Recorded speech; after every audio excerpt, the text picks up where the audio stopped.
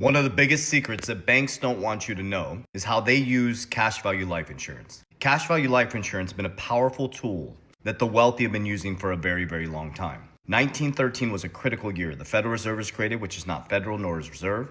The 16th Amendment was ratified, allowing them to collect income tax. Now, this was a key factor when the wealthy started to use insurance to be able to store capital and borrow against it tax-free. The elites have been using this for a very, very long time. Now, you hear about tax code 7702A, which was created around 1980, because the elites were using it so dramatically that they changed the rule. But it still allows us to use life insurance as a very powerful tool to bank on ourselves, to store capital with no principal risk, and to become our own bank. The reason why the insurance industry gets a bad rap is because people, number one, don't fund them properly, and the agents don't structure them properly. If you want to understand this, study bank-owned life insurance. The banks do the exact same thing. They use them for tax advantage, capital storage and preservation, and returns. Your banker ever said, hey, let's get you set up with a cash value life insurance policy? No, they want to insure your house, your car, your life, your cell phone, your appliances. But no one ever teaches you how to insure your wealth. That's how we do it. We use a bank to transact with very little debt. Any of our debt has to do with some sort of asset.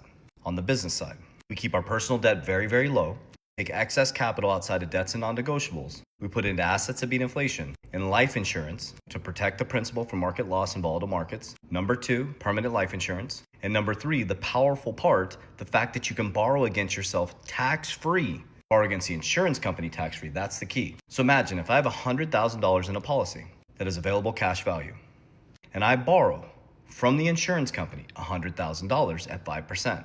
Here's the magic. That $100,000 still exists in the policy. I didn't take away my $100,000. That is still compounding the index. So imagine this. I borrow at 5%, $100,000 from the life insurance company. The $100,000 is still compounding. Say the market is returning 8%. I'm netting still 3% on that money. It's still compounding at 3%.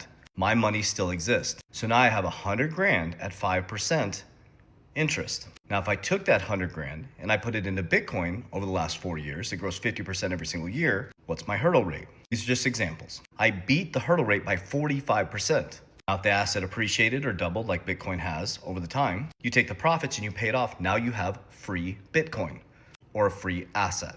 This is how banks operate. They use bank-owned life insurance. This is how we operate. This is the bank on yourself concept. As you sit there and you store your money that is losing value every single day, the bank's taking your money and insuring it, taking your money and putting it in the capital markets, taking your money and